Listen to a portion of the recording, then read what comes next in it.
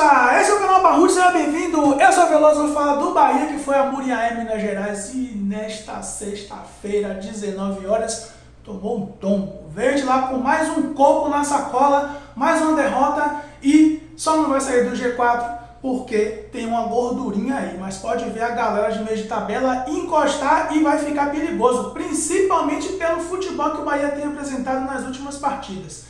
Perdeu para o Vasco até jogando bem, mas o que o Bahia jogou contra a Ponte Preta e contra o Tombense não é futebol para time que quer se manter no G4 até a 38ª rodada do Brasileirão Série B. O Bahia ganhou da Ponte Preta porque a Ponte Preta não jogou futebol. A Ponte Preta até fez uma gaiatice, mas não foi suficiente para vencer a partida. Só que o Tombense não. O Tombense, e eu já alertava no pré-jogo, que eu tinha visto os melhores momentos do jogo do Tombense contra os principais times do G4, contra o Vasco, contra o Cruzeiro e os outros jogos que eles empataram contra o Sampaio Corrêa, contra o Guarani, até mesmo o jogo que eles perderam para o Sport, e eu vi que o senhor Tombense é um time destemido, eles não têm medo, eles jogam para vencer, e foi isso que eles fizeram com o Bahia. Eles não foram aquele time que, eu tô aqui na lanterna, vou encontrar o Bahia e vou ficar aqui fechadinho esperando o Bahia para jogar no contra-ataque. Não, jogou para vencer, jogou do primeiro tempo até o final do jogo, até os 30 minutos do segundo tempo, jogou para vencer, e por isso venceu. Já o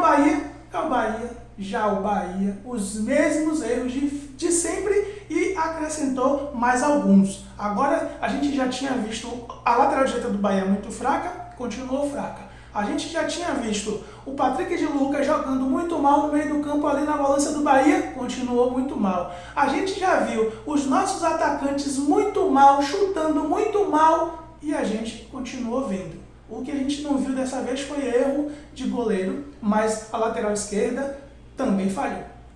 O senhor Luiz Henrique muito mal e deu muita sorte de aquele lance do pênalti não ter sido marcado pênalti. Como é que o jogador, naquela situação, levanta o braço assim, Rasta? Ele escondeu o braço e mostrou o outro. Como é que pode? O jogador vê isso todo dia e na hora levanta a mão daquela forma, pelo amor de Deus. Mas aí deu sorte, muita sorte de estar impedido no lance. Na sequência do lance, o jogador do Tombense antes já tinha sido impedido, se colocado em situação de impedimento, o VAR foi lá e invalidou o lance, que seria um pênalti indiscutível. E aí, Rasta, o Bahia correu atrás do prejuízo? Não correu atrás do prejuízo. Viu o Tombense continuar buscando o gol, e só a partir dos 30 minutos, quando o técnico dos caras troca um meia ofensivo por um volante, é que a Tombense começa a se fechar um pouco mais. E é aí que o Bahia começa a crescer. Mas aí já era tarde, Rasta. A gente já viu nesse campeonato que até então o Bahia nunca venceu a partida depois de ter tomado o primeiro gol. Nunca!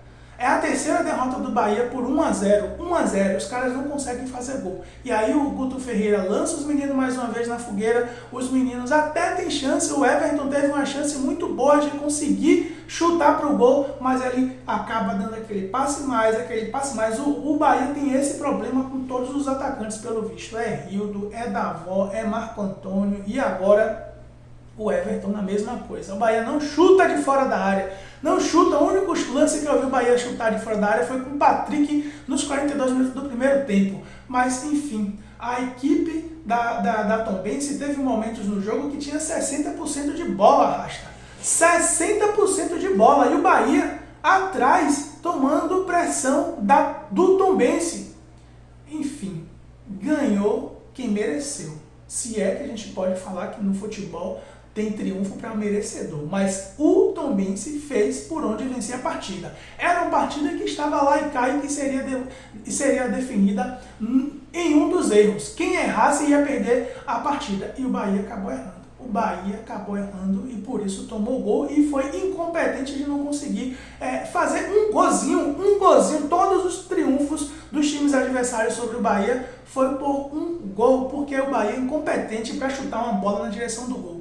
Para chutar uma bola na direção do gol. O primeiro tempo terminou o Bahia com 2 chutes a gol. 2 chutes na direção do gol. Então não é insuficiente para uma equipe que está buscando a primeira colocação, que está buscando o G4. A primeira colocação não viria de qualquer forma, porque o Cruzeiro mais uma vez venceu a sua partida, abriu já aí 6 pontos de vantagem para o Tricolor, enquanto o Tricolor pode ver a sua gordura sumir. Porque o Novo Horizontino hoje, se ganhar fora de casa contra o CSA, e é muito possível, pelo futebol que o CSA está apresentando, o Novo Horizontino vai encontrar o Bahia, vai ficar ali com os mesmos 16 pontos e vai perder apenas no número de triunfos. Mas o Bahia vai ter um jogo difícil contra o Criciúma. Não vai ser fácil vencer o Criciúma aqui em Salvador, não. Esse futebol que o Bahia está apresentando aí, o Guto Ferreira não tem coragem de mudar, não tem coragem de pensar fora da caixa, não tem coragem de inventar nada.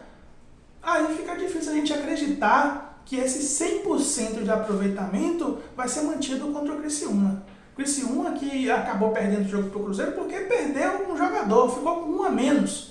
O Criciúma chegou até a abrir o placar, mas depois o gol foi invalidado pelo VAR, foi invalidado pelo juiz a pedido do VAR. Então o Criciúma criou em cima de um Cruzeiro. Ele joga muito bem dentro de casa, inclusive. Mas aí acabou tendo uma expulsão justa do seu jogador, ficou com um a menos e o Cruzeiro acabou aproveitando, fez o seu golzinho e venceu por 1-0 fora de casa, abriu uma gordura muito grande para todo mundo. Só para o Bahia já tem 6 pontos, ou seja, 2 jogos aí de crédito que o Cruzeiro tem para o Tricolor. E o Tricolor, mais uma vez, perdeu a chance de encostar mais um pouquinho no Cruzeiro e se distanciar ainda mais do 5º colocado, que hoje pode alcançar o Tricolor.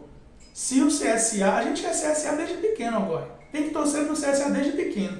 Aliás, aconteceu uma certa inversão ontem no jogo do Cruzeiro e Criciúma. Se o Bahia tivesse vencido a equipe do Tombense, com certeza todo mundo ia estar torcendo para o Criciúma vencer o Cruzeiro para a gente ficar ali com os mesmos pontos do Cruzeiro, mas na primeira colocação. Como o Bahia perdeu, é mais interessante que o Cruzeiro vence o Criciúma, porque o Criciúma tem 10 pontos, se vence o Cruzeiro ficaria com 13 pontos, um triunfo de diferença para o Tricolor. Enfim, coisas que a gente tem que se assujeitar por conta do Bahia. Torcer para o Criciúma, perder para o Cruzeiro, ou seja, o Cruzeiro se distanciou bastante, mas a gente não está correndo tantos riscos de sair do G4. Primeiro que nessa rodada a gente não sai. A gente vai torcer para o CSA vencer o Novo Horizontino, para o Novo Horizontino continuar a 3 pontos de distância para o Bahia. Tem que torcer para o Grêmio também, no mínimo, empatar ou perder. Enfim, a gente vai ficar tendo que secar os adversários para o Bahia continuar no G4, ou o Bahia tem que começar a se mostrar um time que quer subir para a Série A nesse novo ano, nesse ano que vem.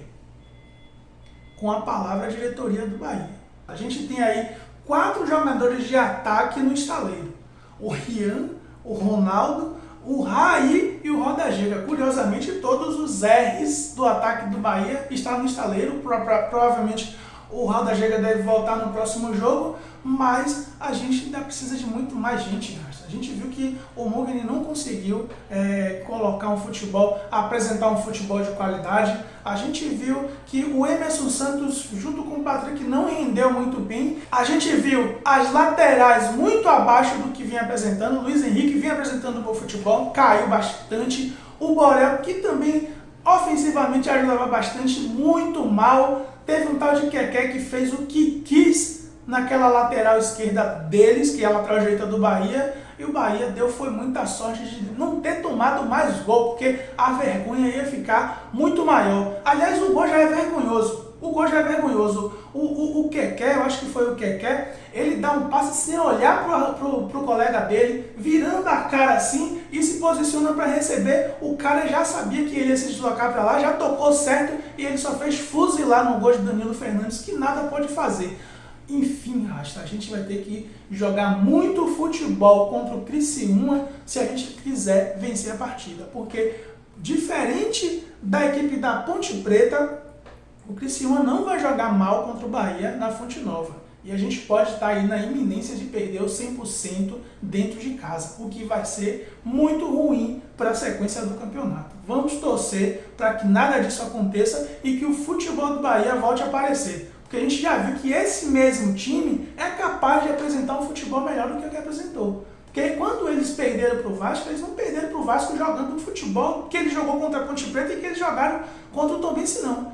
Esse mesmo time.